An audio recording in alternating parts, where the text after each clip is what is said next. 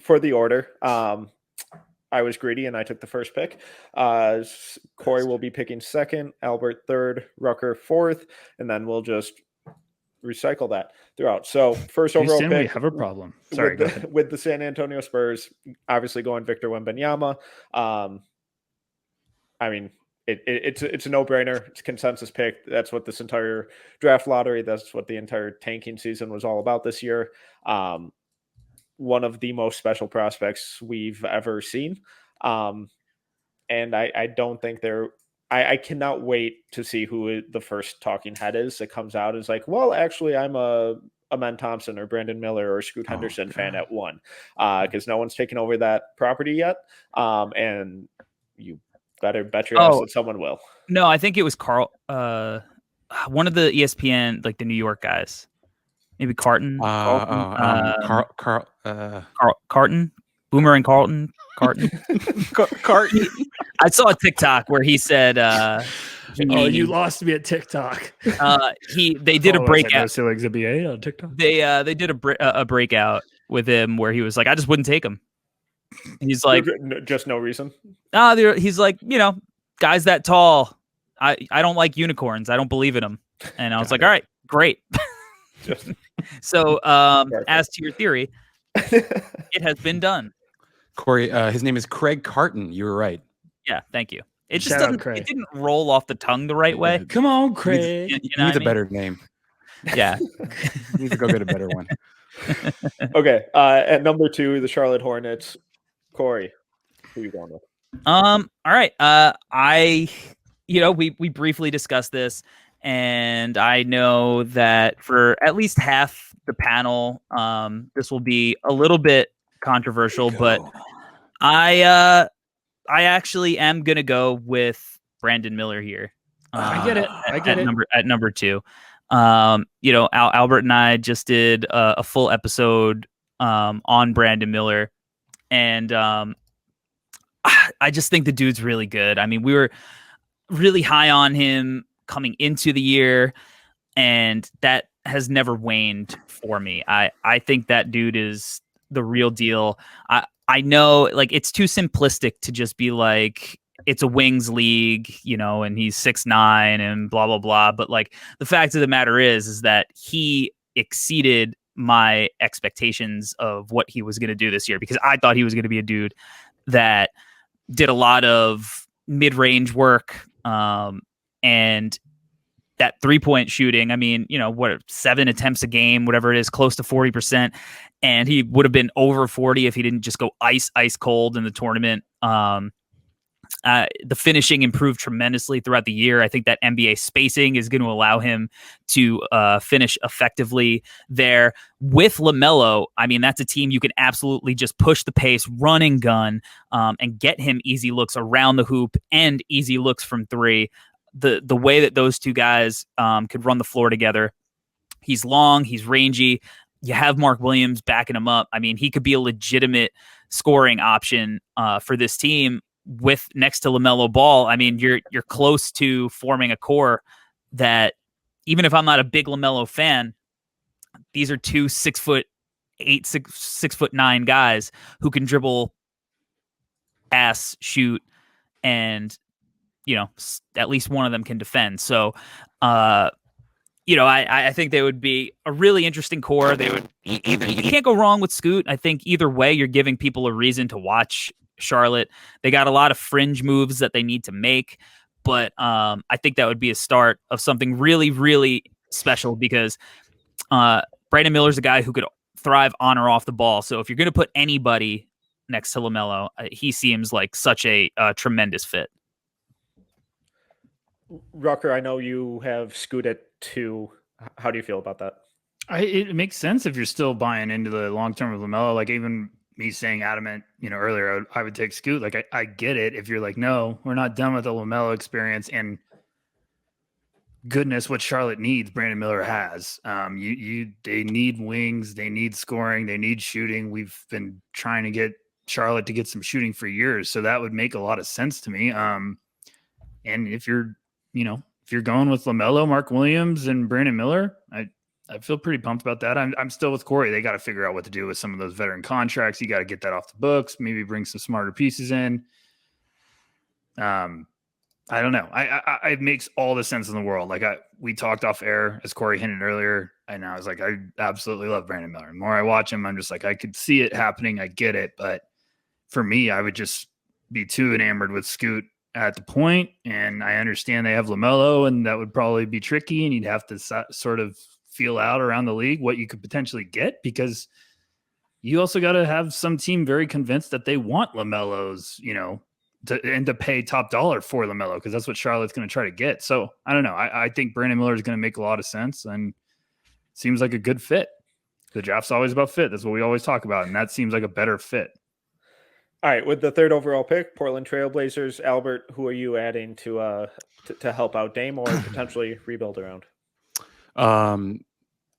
People are going to think I'm crazy, but this isn't as straightforward as it may seem, is my point. And me saying that is not making a selection, but want to talk this out, right? Because Portland, we might be in a position. Well, I say we. I'm not the Portland Trailblazers. What am I saying? The Trailblazers may be in a position where, who knows, right? Like maybe Dame comes into the office and front office is like, "Hey guys, it's been a great 10 plus years. It's been amazing. I've loved it here. Love playing with the red and black." No one ever says that. But maybe it's time for a change of scenery, and for me to go and try a different city, and then if that's the case, then yeah, they'll grab Scoot Henderson. It's easy. But we talked about it before we started recording. And if you're just hopping into the draft stuff now, or you've been on it for a long time, I really do think there's a thing where sometimes we get conditioned by mock drafts and big boards. And, just by reading mock drafts and big boards all the time, you start to form opinions based not off of what you're seeing, but based off of what you see on a website. And so I know it sounds crazy for me to even consider Jarris Walker here. I don't think it's that crazy, because Jarris Walker is a defensive weapon. He's a guy that offensively is going to offer you a ton more than he was able to flash during his time in Houston. I think he's a guy who in high school, when we did our early season pod on Jarris, Corey and I, we talked about his mid-range shooting. We believed in his touch. We believe that eventually he's going to be able to extend that shooting range out to 3 potentially. And if you're talking about a 6'7", 6'8" defensive monster who can pass the hell out of the ball, has sick handle, I'm going to do it, because I think there's a world where it happens. The Portland Trailblazers are going to select Jarris Walker. Boom. Yes, Albert. Boom. I love it. I'm proud of you. You also just made my pick really easy. So thank you so much. Wow. I like it, Albert. I get it. I mean, it makes sense. It's going to shock the crap out of a lot of people, especially the listeners. We hope you guys stay around for at least 5 more minutes, but I get it. I get the intrigue. People are going to hate me for it, but Metcalf, do you think it's nuts? Go ahead. 6'8", 7'2" wingspan. 6'8", 7'2.5" wingspan. Anchored one of the best defensive teams in the country. When I had Marcus Sasser on the draft deck and we watched film, he's like, we consider him a guard because you have no idea what this dude could do with the ball in his hands. He can handle the ball. He could pass. I mean, with NBA spacing, he's going to be able to do so much in the short roll. From the beginning of the year, this is another guy that we had as, I think at some point, at least, all of us had Jarris Walker as the 3rd best prospect on our boards. Yeah, for most of the year. So we've been high on him since the preseason. Is he a perfect prospect? No, he's not. But I think, Albert, if I could add to it, I think if you look at the playoffs right now, you don't see a lot of guys like Scoot Henderson making deep playoff runs necessarily.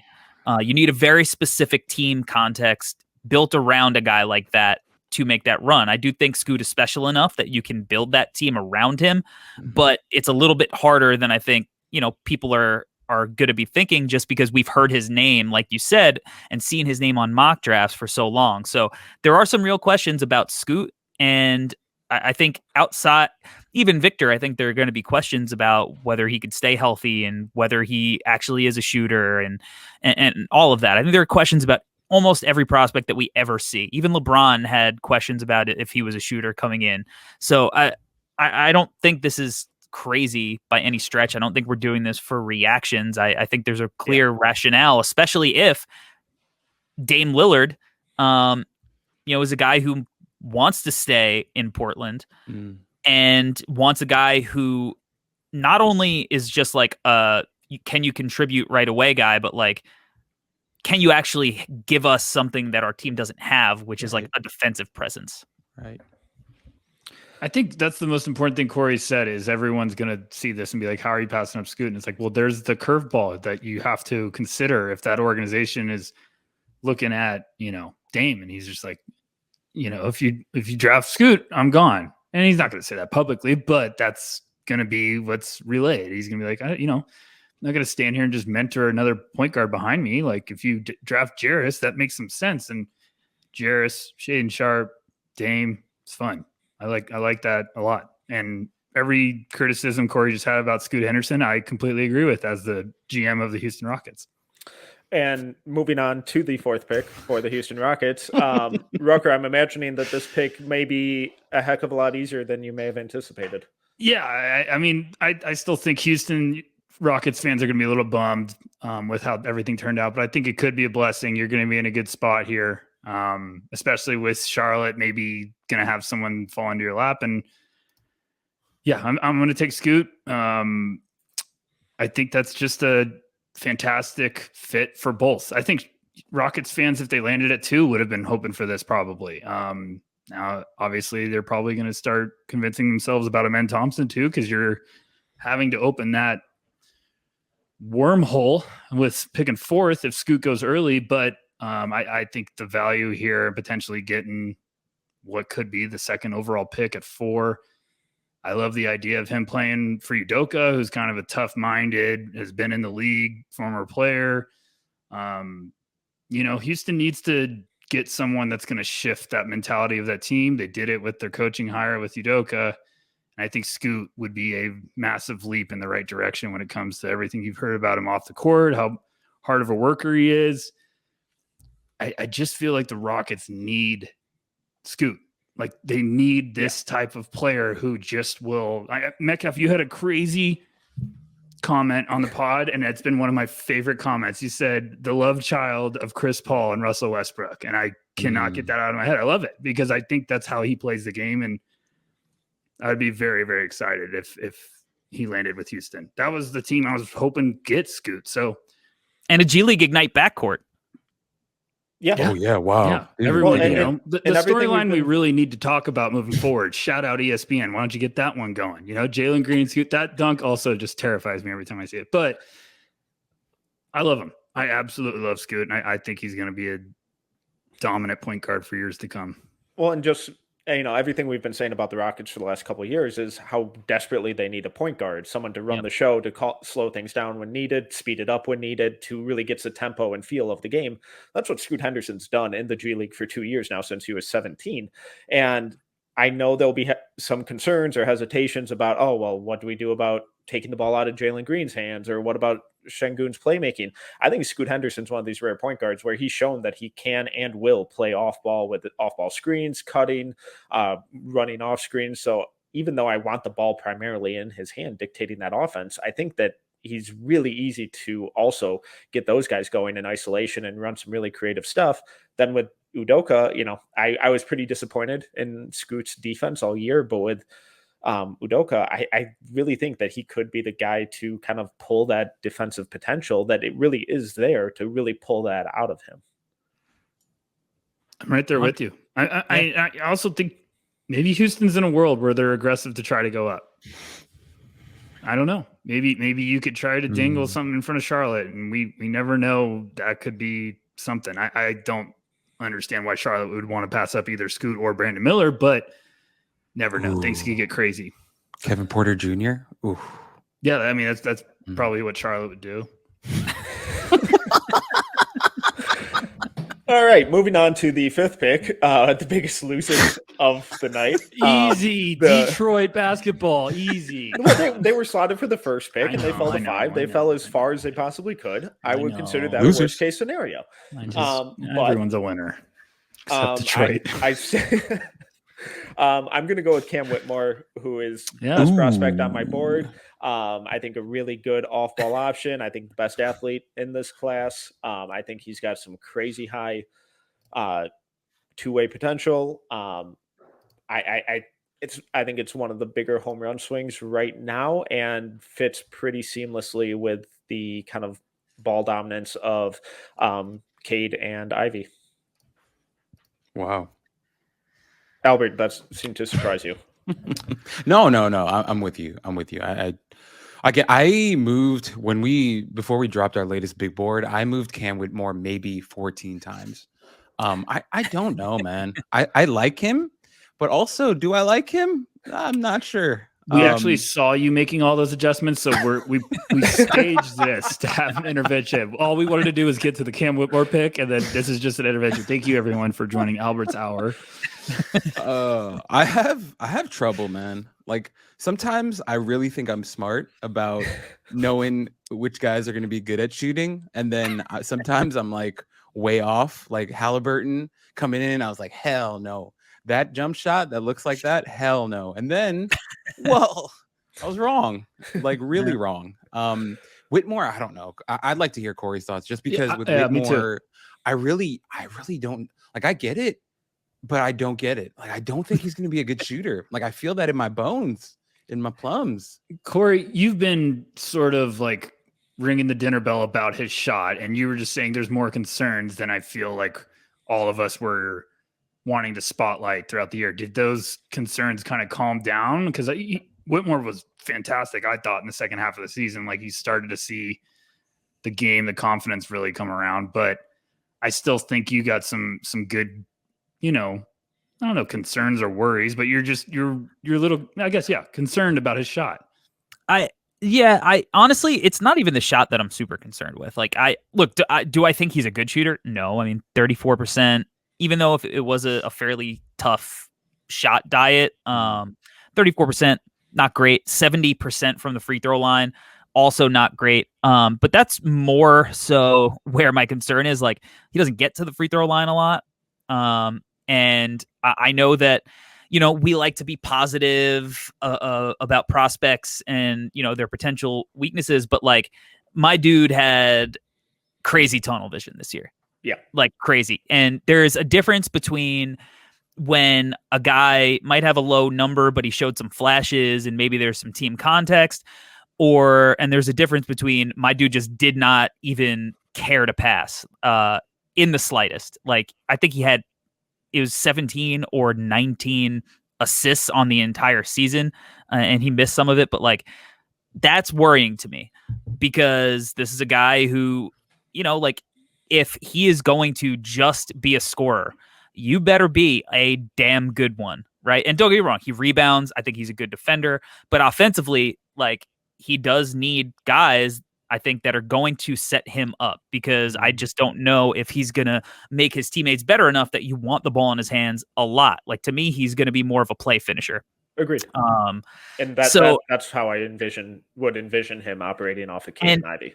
Yeah, and I think that, in that scenario, I think I trust him playing next to Cade. And here's my worry as a fit. You have a lot of talent, a lot of interesting pieces. At a certain point, your pieces have to fit together like a puzzle. You can't keep trying to jam an edge in the middle of the puzzle and hope that it works. It's not going to work. It's not the right piece. I don't think that Cade and Jaden Ivey and Whitmore and Jalen Duren complement each other enough, because there's just not enough shooting between those guys. Like, even Cade, who I buy as a shooter and think has a nice stroke, he's not even, he hasn't proven anything really that he's going to be a plus shooter. It becomes, the floor becomes a little bit tighter for everybody in these scenarios. So at a certain point, you're going to be like, all right, we're a lot of fun, but how are we going to take that next step? And I don't think you have to worry about that right now. So if you think that Cam Whitmore is the best player on the board, I think that you take him. And I do think that he will fit well next to Cade. I think I like Duren there a lot. And I think, his passing, off DHOs at the elbows, like Cam is going to be able to cut and get easy buckets that way. So there is a lot that I like. There's a lot that I don't. With Cam, I want him to take less of the off the bounce stuff. But there's a lot to work with there. We saw what a freak athlete he was with the P3 stuff. Yeah. And that matters. It does. I wish that this was Charlotte in this spot instead of Detroit, because I do think that him next to LaMelo, that was like his ideal fit. I think LaMelo would have brought the most out of him. That's what I've been hoping for.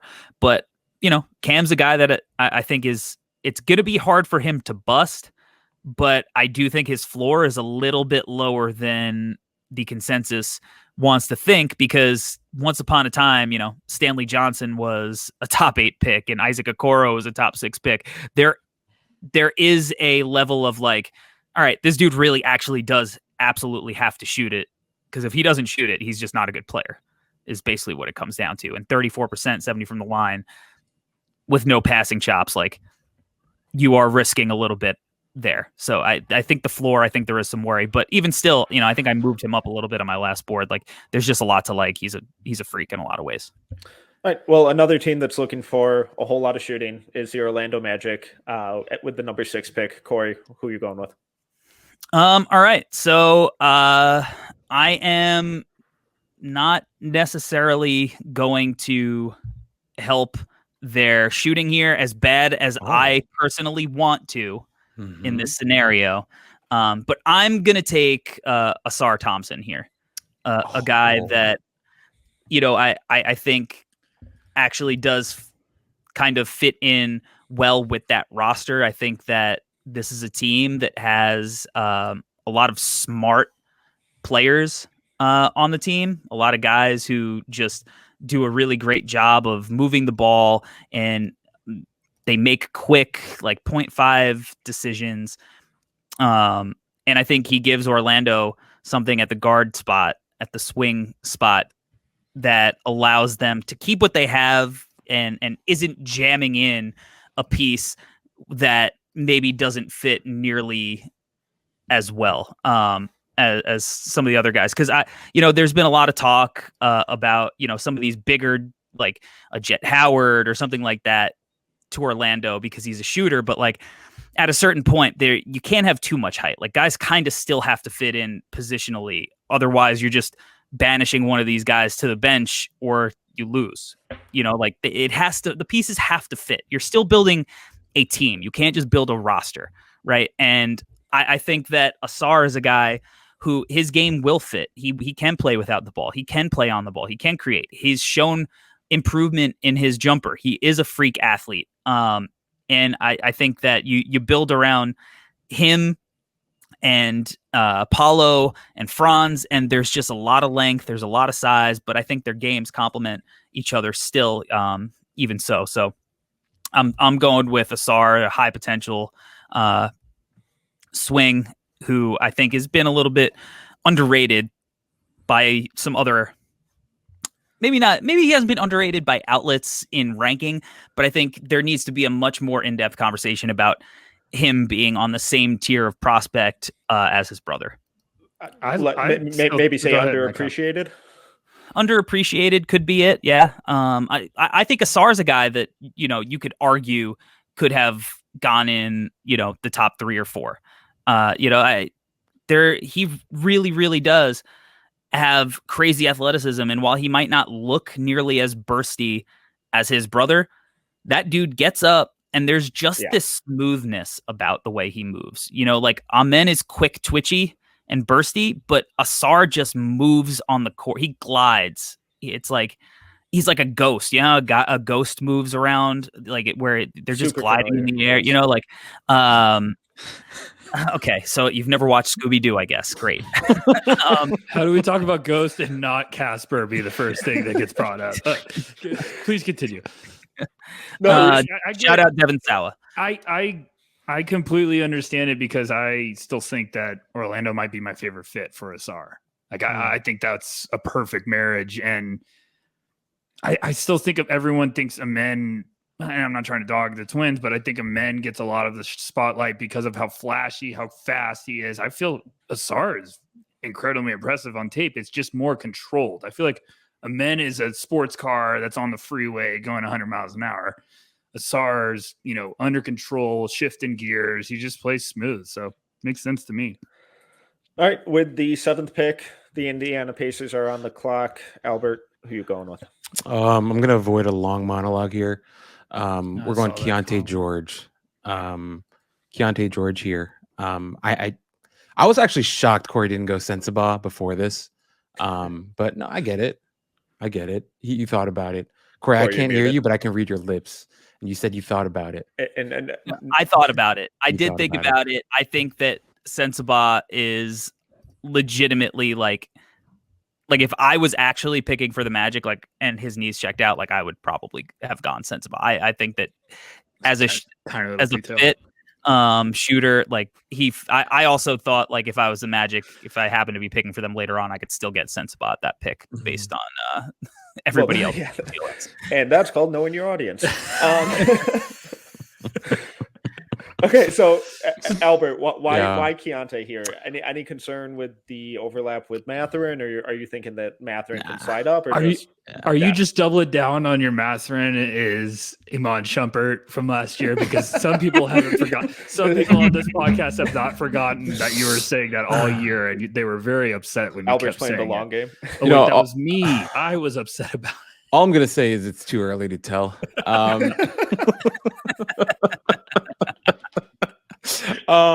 Here, I don't care about overlap. Is my answer here. You just want buckets. You just want buckets. We get it. I like Keyonte because, like Halliburton, he can play on ball and off ball. Keyonte is a guy who's I think he's gonna shoot the shit out of the ball. A guy who's gonna be a really tough defender too. Something that Corey highlighted for us recently. Struggled with injury for a big part of the season as well. I'm okay. I'm okay with overlap because I don't really see an overlap with. Once again, like you said, I think Mathurin can play up a little bit, and then for Keyonte and Halliburton in that backcourt together, it'll be great. And if early on Carlisle doesn't want that, having Keyonte come off the bench and be an offensive weapon, 6-man type of guy, I think that's awesome too. So I like Keyonte here. Awesome. All right. With the 8th pick, Washington Wizards, Rucker, who is being added to this stellar team? Do I want to piss off everyone watching, or do I want to make myself happy, or both? I love everybody in the chat. Thank you guys thank you guys for joining us. We appreciate it as always. I'm gonna go with my heart here. I'm gonna take Cason Wallace. I absolutely love him. I think this is the mentality Washington needs. Yes, I know the other Thompson twins on the board. Thank you everyone for pointing it out. I still think Cason's one of the safest lottery picks in this draft. And my goodness, can we just get a safe pick for Washington so we can start taking some steps forward? They had a big front office move. I think everyone's going to be hoping that they're turning in the right direction. I think Cason would be a step towards that. The more I watch him, the more I'm just convinced that someone's going to get unbelievable value wherever they get him in this lottery. I think he's just going to be a guy that plays at the next level for a very long time. Albert, Cason is a guy who it feels has gone really under the radar this entire draft cycle. Because he's not the flashiest player. He's not, he doesn't put up the most absurd stat lines. But where are you at with him as a player? And why do you think he's kind of gone mostly under the radar? As a player, I still love him. Wrote a piece about him early on in the season. I think I compared him to a really good pair of scissors. So what does that mean? I don't even know. Why did I write that? I don't know. But Cason Wallace, I think, is going to be a rock solid defender from day one. A guy point of attack stuff. Even some of his help defense with some of the rim protection stuff he flashed at times was crazy for guard. Why is he going under the radar? I don't know. Maybe he has a soft voice. I have no idea. But I think Cason Wallace is awesome and deserves a lot of credit. I understand why Rucker did what he did, considering the Wizards are a weird team, weird organization, and bringing in someone like Cason who is going to be no nonsense, just will do his job, seems like he's going to be a good culture guy by not causing any problems, is not a bad thing. So I'm down for it. Okay. Well, with the 9th pick, Utah Jazz, couple different directions I could go, but given that they have a couple first round picks, I think where they're at, they just kind of have, I'm just going to take a home run swing and reluctantly go with Amen Thompson. Yes, that's basically why I took Cason. No, I'm kidding. Go ahead. I think that's the right move. I do think it is too. Yeah. Danny would do it too. All that spacing that they play with out in Utah, like I actually think like this is Amen's perfect fit. So Corey, you and Rucker the other week wrote a really great piece on both the twins. Why do you think the fit with him there specifically is ideal, and just what do you kind of see as his kind of long-term realistic potential? This fit. Sorry.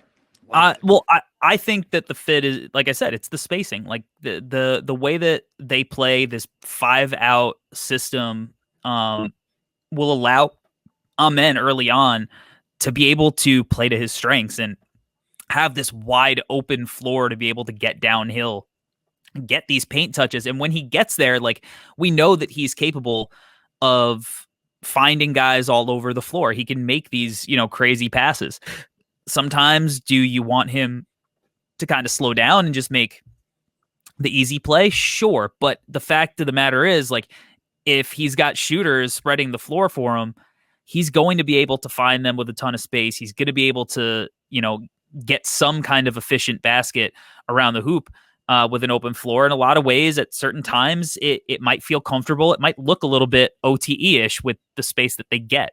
And it allows him time to kind of develop that shot without a ton of pressure, in a market like Utah, with an organization that clearly has a good coach and, president of basketball operations that is going to have a plan for him. So I think it's like, if I was the Thompson family, this is where I want Amen to end up, even if it happened to be at the back half of the, back end of the top 10.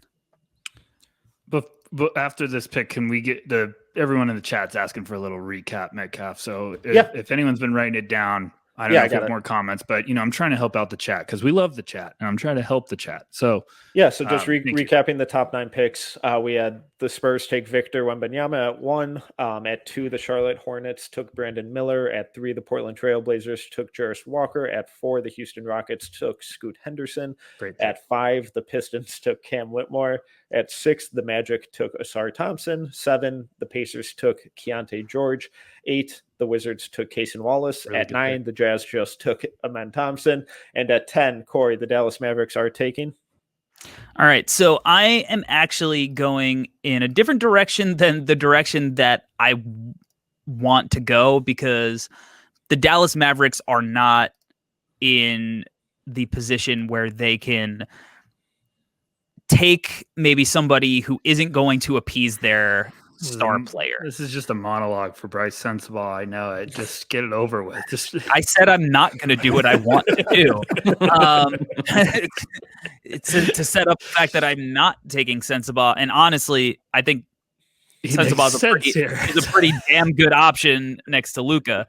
However, I am going to take Taylor Hendricks. Because it's a smart pick. Okay, I thought you were going there. I was like, I'm glad you decided to make a good pick. I think you spaced out during my entire monologue, because this is where it was headed the whole time before you rudely interrupted. Oh, I thought you were trying to find a clip. So you're welcome. I'm sorry. I annoyed you with my friendship. So I think that they need somebody who's going to be able to defend next to Luka. Now, I am also not somebody who believes that Taylor Hendricks is a wing in the slightest. I think this dude is a 4. I think that he's going to be a floor spacing 4. I think eventually he might, he's going to get stronger. He's got a good frame, although he's got some skinny legs, that you could play him in some small ball 5 lineups. But just as a play finisher, as a guy who will kind of do the things that I'm sure they wanted Christian Wood to do, but ultimately, like, comes without the baggage of the other things that they don't want Christian Wood to do, right? Being Like, Christian Wood. he is a guy who's going to just fit in seamlessly next to Luka, not demand touches, but still be able to contribute on both sides of the ball. I mean, I saw him live, and one of the things that I look for when I scout guys in person is like the ease in which it looks like they're playing against the competition. And everything just looked like he was playing a different sport. He just, everything was slow for him in where it was fast for everybody else on the floor. The stroke is effortless, and he's not going to have to create a lot early on. If eventually he, gets some Jeremy Grant to him, more power to him, and applaud the work. But taking this route allows him to kind of develop at his own pace. And, maybe he's kind of like the Jaden McDaniels type guy for this Mavericks team. I still feel like Hendricks could be the name that goes much earlier than we're expecting. Although 10's pretty early. Yeah, I just could see a world where, every draft has one of those guys that just goes like, whoa. And I feel like Hendricks has that skill set where I think a team might see another level of upside that. I think he's a fit guy, to be honest. Yeah. I think he's a fit guy. I think that teams maybe have a more rational view of how guys develop than like fans on the internet. What? I know. It's crazy. It's crazy. Corey, do you think in a world he's safe? Oh, Just I think he's what he does right now. I feel like he's a safe option. I think people are going to try to come for my head. So bring it on. But like Detroit, I think he enters the conversation if he just has an unbelievable workout and they love him. You never know. Like I you saw Patrick Williams. I love it. I actually love that fit. Thanks. Like I appreciate it. Sometimes I'm smart. Him and Duran next to each other are a lot of fun. Makes right? sense. And he's a play finisher type. But that's kind of my point. Like I don't. One of the reasons I could also see him going here, or I don't think he drops too far just because he is safe. He does provide that level of like sturdy production. Is just like I just think that on the internet he's been billed as potentially having wing skills, and like I don't see that. I need evidence in like actual film, not just like, hey, here's my theory, because he's long and he can shoot a little bit. Like he had like one nice drive on Jarris Walker, but outside of that, it's like, I don't know. Show me more. Do it again. I did not know that was a world. If my grandmother had wheels, she would be a bike.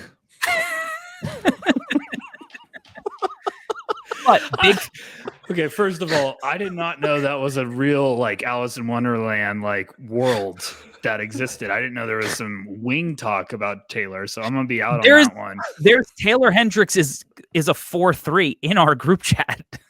Well, yeah, I don't read all of the comments because some people are working. The memes don't make themselves. Oh, all right. Okay, all right. Let's go. Okay, back. so moving on. Now that Albert's just all fired up, with the 11th pick, the Orlando Magic, they originally took Ausar Thompson at 6. Albert, who are you going with? I don't know. Hold on. I need to. Can we get a media timeout? Let's just regroup here. Everybody get back. The grandma bike comment really threw me a off. lot. You guys know what that's from, right? No. It's like that Italian chef. He's like making some sort of pasta on like this British morning show, and the female host is like, if you added some bacon, it'd be like a British carbonara. And he's like so disgusted by her comment, and he's like, if my grandmother had wheels, she'd be a bike. Paige, please, this is a breakout moment for us. I'm sorry to everyone in the chat. We'll get back on track. Wow, unbelievable. I'm a professional. The Orlando Magic with the 11th pick of the 2023 NBA draft. Who do we want to give them? Let's see. I don't know. You're on the clock. Okay, so they took Ausar. They took Ausar. Just a little heads up. They already took Ausar. Okay. They have Cole Anthony. Not afraid of him. Markelle Fultz. Not too worried. Oh man, this is tough. Okay, Can we give them shooting? Good? Markel's You playing you good. can give them whatever you want. You're Pull the a- GM. pull We're a not Peyton the Watson GM. from You're last the year. GM. Yeah, Peyton Say Watson. give them shooting and then give them Derek Lively or something. Okay, here we go. I'm waiting for the next Okay. spicy pick, but Let's lock in. I want to give him a shooter. Okay, this is like, hey, this is something we talked about a couple months ago. I wouldn't do this. I would not. But something that I think Rucker mentioned, and you were like, hey man, this guy could go a lot earlier than we realize, and NBA teams may fall in love with this guy and take him really, really early. I wouldn't do this, but I'm saying it wouldn't be crazy. We're talking about adding shooting to an Orlando Magic team. I'm not talking about Sensabaugh, Mr. stirred Jordan the pot. Hawkins here. yeah, I think- baby. I'm saying like once again, I wouldn't take him at 11, but if we're talking about a guy that NBA teams may fall in love with and take super early, and go earlier than where we're mocking him at, maybe Jordan Hawkins going at 11 isn't the craziest thing. So let me throw that in there. Corey, you got a little breadcrumb that we think that's a realistic possibility, right? I mean, we don't like to be sources, guys. Sources. No, because this whole thing is incredibly unpredictable. And to throw out something like that as fact would be crazy. But yeah, I think that there is a feeling out there in the ether that like Jordan Hawkins is a guy that could go early. I mean, look, one, I love this fit to Orlando in this situation because my comp for Jordan Hawkins the entire year has been JJ Redick, where JJ started his career, and another guy who he doesn't need the ball in his hands at all. And if Franz is going to have the ball in his hands, if Paulo is going to have the ball in his hands, if Ausar is going to have the ball in his hands a little bit, if Fultz is going to have the ball in his hands, if Suggs needs the ball in his hands, if Cole Anthony needs the ball in his hands, somebody is going to need to not have the ball in their hands eventually. And Jordan Hawkins literally can do the Clay 11 dribbles and score a ton of points. He runs around the floor like a madman, but it's different than other guys moving around the floor. I mean, he is creating offense when he's not even involved in the play. And what that does, the pressure that puts on the defense where you always have to worry about him. I believe it was Brad Stevens who said that to guard Kyle Korver, he might average 13, but you got to guard him like he averages 30. Yes, that's a good one. And I think that that's, what Jordan Hawkins can potentially do for an offense. And yeah, he's a little bit slight of frame. Plays hard though. Yeah. He definitely needs a left hand. But I love his game. I love how seamlessly he fits, and the volume in which he shot close to 40% is out of this world. So this is a guy who I don't think it's crazy. This dude's going to get in workouts. He might not miss a single shot. You know what I mean? Like he's going to blow the roof off. He's going to look super athletic and bouncy in an open gym. It would not shock me if he, really, really impressed some teams in workouts. I'm so happy Albert did this because I think this is one of my favorite fits. Like him going to Orlando, regardless of what they do with that earlier pick, but like this could be an unbelievable fit for both parties because of what Corey's saying. Paulo is going to make the world open up for Hawkins, even as a rookie. Franz, and then you add Ausar. Like Orlando needs to take that next step, and I think they can take it with this class with like these two picks. And you got to get an identity now. Now you got to get a little bit of like a wrinkle and something that's going to create some problems for opposing teams. And I think Ausar with his development of what he can do off the ball, and then you get Jordan Hawkins, who could just be a nightmare to deal with. Like I love that Brad Stevens quote because it's true with even someone like Hawkins. Like imagine an 8-year vet having to come in and be like, I have to deal with this little kid all night. Like he's running me to death. So I think that's something that would make life easier for everybody else too. Even if he wasn't getting the ball, like you still got to deal with him. You still got to cover him because he hits a couple shots and you're like, oh crap. So I just love the fit. And that's the range I think we've all been wanting Orlando to get, potentially another shooter, but I just love the wrinkle of Hawkins with that roster. All right. Well, another team that could be looking to add a lot of shooting to their roster in this draft is the Oklahoma City Thunder at pick number 12. Rucker, who are you going with? OKC, stand up, Thunder up, baby. I don't want to do it. I'm not going to do it. So there's a name on here that I keep staring at because he's slowly moving up my board, and there's a lot of people in this room that really like him, but I'm not going to do it. I'm not going to take him. Do it. Don't do it. No, I'm not going to do it. There's just a ton of different angles they could go here. The problem is like someone like Anthony Black's on the board. That's unbelievable. Like piece, value. Presti's never afraid to be like, that's the guy I want. We'll figure it all out. And I think Anthony Black has the size and versatility to kind of figure it out. But there's just a lot of guards. I don't want to go there right now. So let's hold off on that. I'm going to be aggressive and go with my gut here. I still think this is a guy that Presti is the guy that would absolutely love him, despite maybe he cooling off in the draft space lately. I'm going to take Jett Howard. Bingo. I know some people might think that's a little rich, but OKC is going to have a very big year, of course, with Chet coming back, the year they just had, all those pieces. For every reason we just said for the Orlando Magic, why we like Jordan Hawkins, I love Jett Howard going to the Thunder. Movement shooter with size. Like, you can make life very easy for him early on with that talent, that roster, that lineup. Like, Jet's just going to come in and they're going to be like, play smart and shoot the crap out of the ball. And it's like, yeah, okay, you can do that. And everyone was cooling off on him lately. And we found out he's been injured basically the whole year. Both of his feet were basically just disastrous. And he's doing stuff like that on injured ankles. So I don't know, Metcalf, you're Mr. Michigan. Do you think it's a good pick here? Do you think that's still great value? Is there a world where he starts to heat up with this pre-draft process? Because like Corey just said with Jordan Hawkins, another guy I think could go shoot the crap out of the ball in workouts. I think he could just look unbelievable. Yeah, at his size and what he showed in the first third of the season, it's incredible. It's such a unique combination of size and shooting, and it's not just spot-up shooting. They were running their entire offense, basically putting him in motion and then letting him make a myriad of decisions coming off of screens, and it was... For a freshman, obviously, he gets a little more leeway because he's the coach's kid.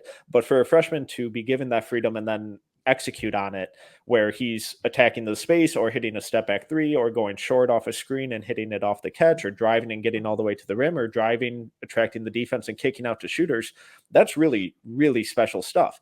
And then everyone points to the stats and the play just plummeting. It's like, yeah, because both his ankles were completely bum and he couldn't move like he did in the beginning of the year. And there you saw that in how their entire offense changed.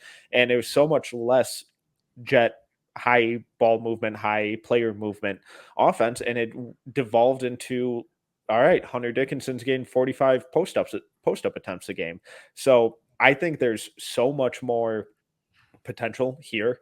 I think if he would have had a healthy season, I think he would have been pretty comfortably in the top 10 for a lot of people. I get the concerns with the defense, but even on the injured ankles, I thought it improved throughout the year. Obviously not a good defender, but it went from disastrous to just bad. Steps in the right direction. So really good shooter, great size, really good passer. I think there's a lot to love there. Albert, I know you're still super high on him. Where are you at? I mean, yeah, I still have him top 5. He's been in my top 5 for months now. And it obviously people see it as a hot take or whatever, but I literally ditto to everything that you just said. Like, he is I think he's a really unique talent. I think he's probably right now he's at 6'8", but who knows? He may finish growing to 6'9", 6'10", and to be able to move the way that he does, to shoot the way that he does. He even was able to flash some handles. The passing stuff, as you mentioned, something I highlighted in my piece on him as well. I get it. Like, the rebounding was not great at all. The defense needed a lot of work, but I think offensively there are real skills and tools there for him to become a terrifying offensive player. And so for me, I still have him legit top 5, and I don't feel crazy about that. So for him to go at this spot and to end up with that team is, I think, great value. Okay, with the 13th pick, the Toronto Raptors, there are 2 names at the top of the list that I could go for. But I'm going to take the guy who I believe in his shooting long-term a lot more. I'm going Kobe Bufkin. The steps this kid made throughout the year and from his freshman year, I think, are insane. He added 15 to 20 pounds of muscle from last season to this season, and it showed. It made a massive difference. I think he's one of the shiftiest on-ball creators in this class. Super smooth jumper, good, not great passer. I think there's a lot of scoring versatility with him where he can operate on ball, operate off ball. He was a menace operating off of DHOs, running off screens, using that off-ball movement to generate on-ball shots. I think his hesitation move is scary good. I think he has a lot more burst and explosiveness at the rim, great use of angles, finishes with either hand around the rim.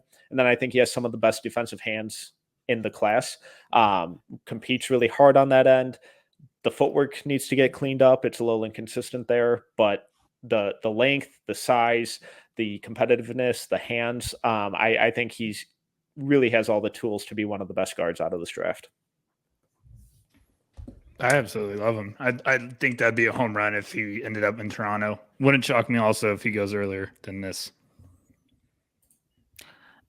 We all love Bufkin. I mean, love him. Measured good too. Measured really good at the combine. Yeah, I mean, he finishes everything around the rim. He could, 85% from the free throw line, which is an actual good free throw number, an indicator. And so, I mean, I think he's, just kind of a winning player. The on-off numbers, incredible. Like, Bufkin rocks. He rocks.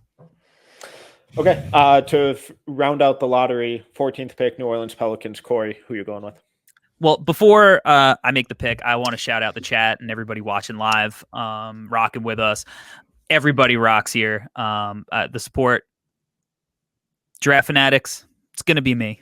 I was waiting. I couldn't. I was the whole last pick. I was trying to figure out how to say it. So thank you. It's not going to be. It's not going to be right now. I'm going to make it. I'm not going to force it. But shout out to everybody in the chat: Sam Z, Aiken, Kunal Sharma, Hobo, Sam Z, Ronald, Sergio. Thank you so much for watching and sharing this journey with us tonight as we take this train off the rails, as we always do. So with the 14th pick and rounding out the lottery for the New Orleans Pelicans, I am going to take Bryce Sensabaugh now at this point. Sensabaugh is the best player available left on my board. And I think that Sensabaugh is a guy that is going to add some floor spacing. He can play off of Brandon Ingram or Zion. He can, 48, 40, 82 shooting splits this year. Some of the most advanced, skilled footwork in the entire class. If you saw those workout pictures, and we love workout pictures, he's looking a little slimmer. But, I mean, the dude... it was him and Zion, his now teammate in this scenario, who had like 40 points per 100 possessions as a freshman. Like, the dude just puts the ball in the basket. So I think you could, easily fit him in off the ball. He can grow into a sort of on-ball role. They don't have a whole hell of a lot of depth at that guard spot. CJ's getting older. Josh Richardson, what are we doing if we're taking him into account for our future? I just think the guy's a lock to be a good player. It just becomes how much does he commit to his body and how good of a player can he be. But as far as offensive skill, and he's a guy that I actually think did show playmaking flashes throughout the year to where you could be like, all right, this can be developed. I don't know if this is the team context immediately coming in, if he's going to show that, but I think that he's got enough instincts that, they can bring that out of him. So Bryce Sensabaugh to the Pelicans. All right. Well, to recap the lottery, we had Victor go first overall to the Spurs, at number 2 to the Hornets, Brandon Miller, 3 to the Trailblazers, Jarris Walker, 4 to the Rockets, Scoot Henderson, 5 to the Pistons, Cam Whitmore, 6 to the Magic, Ausar Thompson, 7th to the Pacers, Keyonte George, 8th to the Wizards, Cason Wallace, 9th to the Jazz, Amen Thompson, 10th to the Mavericks, Taylor Hendricks, 11th to the Magic, Jordan Hawkins, 12th to the Thunder, Jett Howard, 13th to the Raptors, Kobe Bufkin, 14th to the Pelicans, Bryce Sensabaugh,